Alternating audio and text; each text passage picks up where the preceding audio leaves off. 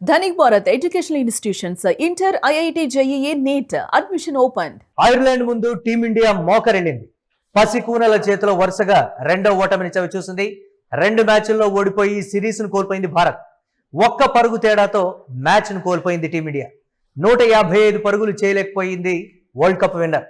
వరుసగా 2 మ్యాచ్ల్లోనూ ఐర్లాండ్ టీమిండియాను అన్ని విభాగాల్లోనూ ఓడించింది. దీనిపై మరిన్ని అప్డేట్స్ స్పోర్ట్స్ అనలిస్ట్ వెంకట్ అందిస్తారు. వెంకట్, మీరు చెప్పినటువంటి ప్రొడిక్షనే కరెక్ట్ అయింది. ఐర్లాండ్ టీం అద్భుతంగా ఆడింది, బట్ భారత్ ఆ స్థాయిలో అద్భుతంగా బ్యాటింగ్ చేయలేకపోయింది. పరుగుల విషయంలో కట్టడి చేయగలిగింది, కానీ మొదటి టీ20కి తేడాకి సంబంధించి, బట్ బ్యాటింగ్ విషయంలో ఎందుకు చతికిల పడింది అనేటువంటి మాట. రెండో ఇన్నింగ్స్లో పిచ్ కండిషన్సా, లేకపోతే ఆ పిచ్ కండిషన్స్కి తగినట్లుగా భారత్ ఆడలేకపోయిందా, లేకపోతే వారు అద్భుతంగా బౌలింగ్ చేశారా, ఏంటి, ఏ విధంగా చూడొచ్చు అంటారు?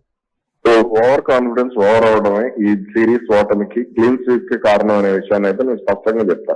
ఇందాక నేను మనం మాట్లాడుకున్నట్టుగానే మన వాళ్ళు 182 పరుగులు చేసినప్పుడు వీళ్ళని పరుగులు చేయకుండా కట్టడి చేశారనే విషయాన్ని చెప్తాను.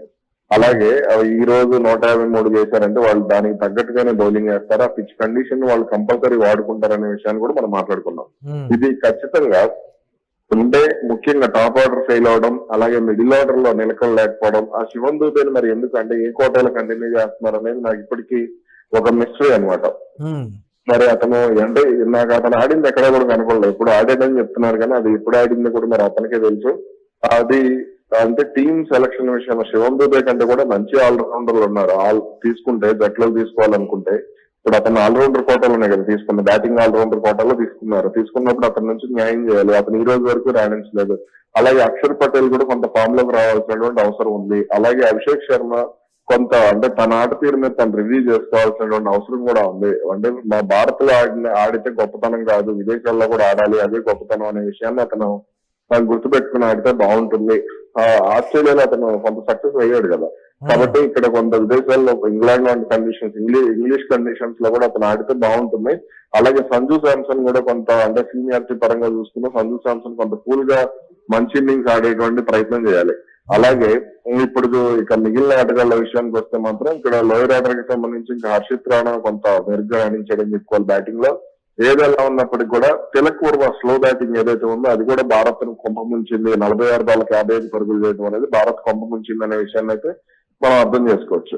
కానీ వాళ్ళ బౌలింగ్ కి సంబంధించి చూసుకుంటే వాళ్ళు చాలా క్రమశిక్షణగా బౌలింగ్ చేశారు. ఇక్కడ కూడా ఓవర్ కాన్ఫిడెన్స్ లేకుండా సైలెంట్ గా వాళ్ళు ప్రిపేర్ అయ్యారు. ఆ ప్రిపేర్ అయిన దాని ప్రకారమే ఆ పిచ్ కండిషన్ కంపల్సరీ వాళ్ళు వాడుకున్నారు. ఆ వాడుకున్న దాని ప్రకారం వాళ్ళు ఆడారు.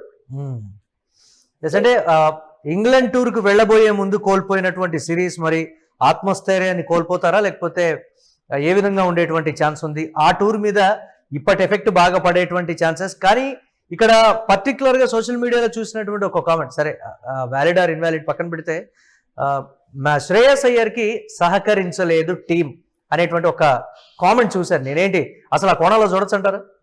శ్రేయస్ అయ్యర్ కి టీం సహకరించకపోతే నష్టపోయేది గంభీర్, శ్రేయస్ అయ్యర్ కాదు.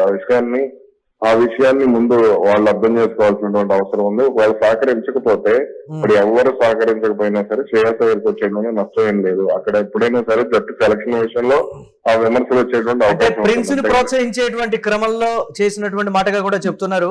ఒకవేళ కానీ సూర్యవంశీని తీసుకొని ఉంటే అట్లీస్ట్ ఒక 40 నుంచి 50 పరుగులు తనైనా సరే యాడ్ చేసేవాడు, అలవకగా గెలవగలిగే వాళ్ళం, ఏదో ఒక మ్యాచ్ లోనైనా రాణించేవాడు కదా, ఇలా సమిష్టిగా విఫలమవ్వకుండా అనేటువంటి ఒక కామెంట్ కూడా నేను చూశాను. ఏంటి దాన్ని ఎలా చూడొచ్చు? ఇవన్నీ కూడా ఏంటంటే అంచనాలు ఒక స్థాయిలో ఉంటాయి. ఇప్పుడు వైభవ్ సూర్యవంశీ తీసుకున్నారు, 2 మ్యాచ్లు ఆడలేదు, ఏం చేస్తారు దానికి? కాబట్టి ఈ అభిమానులు వీళ్ళు సోషల్ మీడియాలో చేసేటువంటి కామెంట్స్, ఇప్పుడు అతను ఆశకరణలా కనిపించాడు, సరే బాగుంది. మరి వైభవ్ సూర్యవంశీ ఫర్ ఎగ్జాంపుల్ మనం తీసుకుంటే ఇప్పుడు ఆస్ట్రేలియా సిరీస్ లో తీసుకుంటే ఇప్పుడు మీరు చెప్పినటువంటి ప్రిన్స్ క్యారెక్టర్ ఏదైతే ఉందో అతను 1-2 మ్యాచ్లు ఆడలేదు అనుకుంటా. ఆడకపోతే ప్రిన్స్ ఉంటే గెలిచే వాళ్ళం అని అన్నారు. కానీ అతను తుది జట్లో తీసుకున్నప్పుడు అతను వరుసగా ఆస్ట్రేలియా సిరీస్ మీరు చూసుకుంటే 2024-25 ఆస్ట్రేలియా సిరీస్ చూసుకుంటే అతను ఏ స్థాయిలో ఫెయిల్ అయ్యడం మనకు క్లారిటీ ఉంటుంది. కాబట్టి ఇక్కడ ఏంటి అంటే క్రికెట్ కి సంబంధించి ఒకరి మీద ఎప్పుడు కూడా మ్యాచ్ కానీ లేదంటే ఆ గ్రౌండ్ కండిషన్స్ కానీ ఏది కూడా డిపెండ్ అయ్యి ఉండవు. వాళ్ళు ప్రతి ఒక్కరు కూడా ఎఫర్ట్ పెట్టి ఆడాల్సి ఉంటుంది. ఈ రోజు తిలక్ వర్మ కొంత ఫాస్ట్ బ్యాటింగ్ చేసి బాగుండేది, కానీ Tilak Varma slow batting 1 day batting చేశాడు. ఆ 1 డే బ్యాటింగ్ చేయడం వల్ల చాలా వరకు కూడా మైనస్ అయింది. అదే విధంగా ఇతర ఆటగాళ్ళకి సంబంధించి కూడా చూసుకుంటే కొంత అక్షర్ పటేల్ కూడా కొంత దూకుడుగా ఆడుంటే బాగుండేది.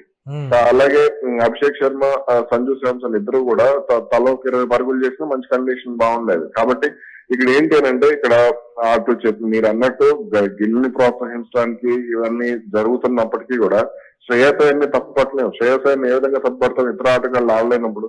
కాబట్టి ఇక్కడ బౌలింగ్ పరంగా భారత్ మెరుగ్గానే రాణించింది. బౌలింగ్ పరంగా అతను బాగానే కట్టడి చేశాడు కదా. కాబట్టి ఇక్కడ మనం ఆలోచించాల్సినటువంటి విషయాలు చాలా ఉంటాయి. అక్కడ టీమ్ సెలక్షన్ గానీ, కెప్టెన్ కి ఇచ్చేటువంటి స్వేచ్ఛ విషయంలో గానీ వీటన్నిటికీ సంబంధించి అది టీమిండియా యాజమాన్యం సమాధానం చెప్పాల్సినటువంటి అవసరం ఉంటుంది. కెప్టెన్ సమాధానం చెప్పాలి. ఎప్పుడు చెప్పాలి? ఫీల్డింగ్ విషయంలో లోపాలు ఉన్నప్పుడు చెప్పాలి. బ్యాటింగ్ ఆర్డర్ కి సంబంధించి గతంలో మాదిరిగా ద్రావిడ్ ఉన్నప్పుడు రోహిత్ శర్మకి స్వేచ్ఛ ఉండేది. రవిశాస్త్రి ఉన్నప్పుడు విరాట్ కోహ్లీకి స్వేచ్ఛ ఉండేది. వాళ్ళ ఒపీనియన్స్ వీళ్ళు తీసుకున్నాడు, వీళ్ళ ఒపీనియన్స్ వాళ్ళు తీసుకునేవారు. కానీ ఇక్కడ గంభీర్ వచ్చిన తర్వాత అటువంటి కండిషన్స్ లేవు కదా. కాబట్టి ఇక్కడ అన్ని వేళ్లు కూడా గంభీర్నే వస్తాయి. ఇప్పుడు మనకి ఫర్ ఎగ్జాంపుల్ మనం తీసుకుంటే గంభీర్ కోచ్ అయిన తర్వాతే కదా శ్రీలంకలో 10 ఏళ్ల తర్వాత 17 ఏళ్ల తర్వాత వన్డే సిరీస్ కోల్పోయాం. అలాగే 10 ఏళ్ల తర్వాత బోర్డర్ గవాస్కర్ ట్రోఫీ కోల్పోయాం. న్యూజిలాండ్ తో టెస్ట్ సిరీస్ పోయింది. సౌత్ ఆఫ్రికాతో టెస్ట్ సిరీస్ పోయింది. వన్డేలు ఓడిపోయాం.